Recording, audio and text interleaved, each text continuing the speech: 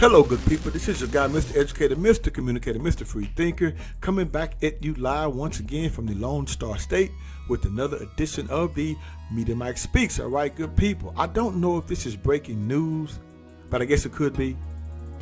Because as you saw in the thumbnail, yes, it is true, good people, it is true. The IRS wants to scan your face to access your account, your IRS account, that is. And we're going to talk about this.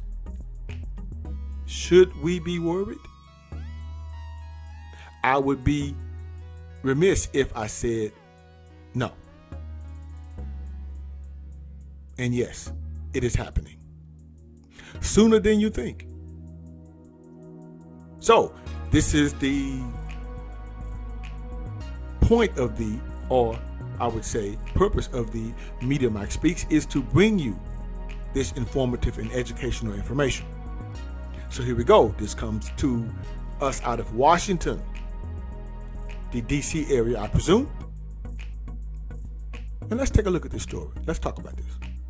Millions of Americans will soon have to scan their faces to access their Internal Revenue Service tax accounts, one of the government's biggest expansions yet of facial recognition software into people's everyday lives. I don't know, good people. This does not sound or look good. Taxpayers will still be able to file their returns the old-fashioned way, but by this summer, I presume they're meaning 2022, anyone wanting to access their records, including details about child tax credits, payment plans, or tax transcripts on the IRS website, will be required to record a video of their face with their computer or smartphone and send it to the private contractor ID Me to confirm their identity. So after this summer, good people, going forward next year, biometrics is here. About 70 million Americans who have filed for unemployment insurance, pandemic assistance grants, child tax credit payments, or other services have already been scanned by the McLean, Virginia-based company, which says its clients list includes 540 companies throughout 30 states, including California, Florida, New York, and yes, in our Lone Star State here, Texas, and 10 federal agencies, including Social Security, Labor, and Veterans Affairs.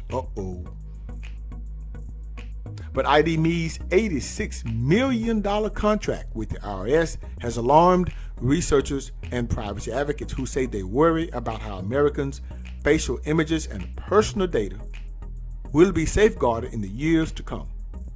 You see, at this point, there's no federal law regulating how the data can be used or shared. Now, that's the part that's scary, good people. They can send your data anywhere, or I would say, I don't know, it could possibly be sold to the highest bidder. Not saying that they would do that, but just saying. The system itself also is drawing complaints. Some people have reported frustrating glitches and hours-long delays that have kept them from important benefits, and researchers have argued the company has overstated the abilities of a face scanning technology that could wrongly flag people as frauds. Now that's the part that's really scary also. I wouldn't call this a false positive. I would call this a false negative. Now, Jeremy Scott, senior counsel of the Electronic Privacy Information Center, a research group in Washington, said the IRS outsourcing of identity checks to a private company could weaken the public's ability to know how information is being used, especially because no federal laws govern how facial recognition should work nationwide. Now, that's another one. That's another red flag. We have no laws on the books to show how facial recognition should work nationwide. Now, Mr. Scott goes on to say, you go from a government agency that at least has some obligation under the Privacy Act and other laws to a third party, to the outsourcing to a private party. And there's a lack of transparency and understanding, and the potential risk go up, unquote, from Mr. Scott. He has a point. But he also goes on to say, we haven't even gone the step of putting regulations in place and deciding if facial recognition should even be used like this. He added, we're just skipping right to the use of a technology that has clearly been shown to be dangerous and has issues with accuracy. This disproportionate impact privacy and civil liberties, unquote. He has a point, good people. We're headed for scary times, if you ask me. Verification times, that is. Now, to verify one's identity, ID.me requires scans of a person's face, as well as copies of identifying paperwork, such as a driver's license, government-issued ID, or utility bill. The company then uses facial recognition software to access whether a person's video selfie and official photo match. If the system flags an issue, the person will have to join a live video call with one of the company's trusted referees, who then asks them to hold up physical copies of personal documents such as a passport, birth certificate, or health insurance card. This sounds like, just saying, good people, bear with me, the IRS got scammed. Something happened over these past 2 years during the pandemic for them to actually outsource to a private ID company, facial recognition company, that is. Now, the company's private policy says it can use people's sensitive or personal identifiable information to cooperate with law enforcement activities. According to Blake Hall, ID.me's co-founder and chief executive, said the company alerts its government clients when it detects clear cases of identity theft or fraud. That could go good or bad, but it all depends. I just said, it seems like to me the government must have got scammed. Though people can ask ID.me to delete their biometric data, the company is required to store the data for at least 7 years in keeping with federal auditing rules and IRS filing shows. So your biometric print will be there for 7 years, so they say, good people, so they say. Now, the partnership with ID.me has drawn the attention of Senator Ron Wyden, Democrat out of Oregon, who tweeted that he was very disturbed by the plan and would push the IRS for greater transparency, unquote. The Senate Finance Committee is working to schedule briefings with the IRS and ID.me on the issue, a committee aide said, which, hey, I agree. I am behind you, Ron Wyden. Now, Hall dismissed most of the early criticism of the company's work as either misinformed or fueled by propaganda from the credit bureaus and data brokers the government once relied on to verify identity. So I guess they are taking the shine away from the credit bureaus. Okay, I see we have competition on the rise. Now, Equifax, the credit reporting company that previously confirmed taxpayers' data for the IRS, had its 7 million contract suspended in 2017 after hackers exposed the personal information of 148 million people. Okay, I think that's the smoking gun. Now, I didn't know Equifax was doing that.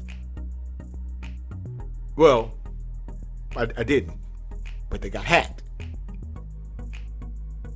Or was it a plant to get hacked? I don't know. Now, as to why the country is paying a private firm to validate its own citizens, Hall said the government's previous attempts had underperformed ID.me's product. Proof, he said, that the government is not fast enough to innovate on the access and security side, unquote. He does have a point. Now, ID.me's work with the IRS will start in full this summer when the agency stops accepting previously created online accounts and forces everyone to use newer accounts verified through ID.me. The shift will come at a time when Treasury officials are warning of enormous challenges for the IRS, which is overwhelmed by a backlog of returns and years of budget cuts. Okay, and there it is, the smoking gun too. The company says 9 of 10 applicants can verify their identity through a self-service face scan in 5 minutes or less. Anyone who hits a snag is funneled into a backup video chat verification process. In a chart the company shared with the Washington Post, the average wait time in the second half of 2021 was less than 8 minutes, and the busiest weeks saw average waits of about 50 minutes. The company said it does not track the demographic information of the people not immediately verified, but I believe it will soon. But it does still have its drawbacks. But some who have tried to verify their identities through ID.me have reported agonizing delays, cryptic glitches in Colorado, website errors in Arizona, 5-hour waits in North Carolina, days-long waits in California, and weeks-long benefit delays in New York. The security blogger Brian Krebs wrote last week that he faced a 3-hour wait trying to confirm his IRS account 3 months before the tax filing deadline. This might be a nightmare at first when this rolls out. Higher wait times in the past few weeks, Hall said, were linked to workers out because of the coronavirus and the snowstorms that pummeled Northern Virginia, where much of the company's support staff is based. In late 2020, Hall said call delays in California were partly related to Nigerian cyber attacks. The company said it intends to expand its workforce beyond the 966 agents who now handle video chat verification for the entire country. It has also opened hundreds of in-person identity verification centers, replicating in essence what government offices have done for decades. Good people, we are in for a ride. But now that lack of transparency has raised its own questions in a statement Monday. Hall said the company did not use one-to-many matching, calling it more complex and problematic. Both on Wednesday, he reversed his stance, writing on LinkedIn in a post first reported by the news site CyberScoop that the company did in fact use it to make sure no one registered multiple identities. So they're way ahead of the game, good people. Now,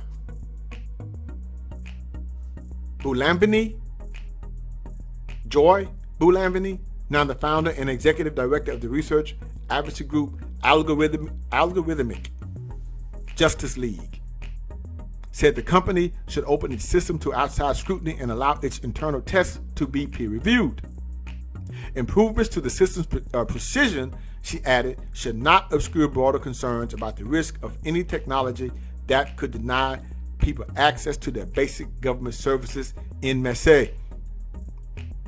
The potential for weaponizing and abuse of facial recognition technologies cannot be ignored, nor the threats to privacy or breaches of civil liberties diminished, even as accuracy disparities decrease.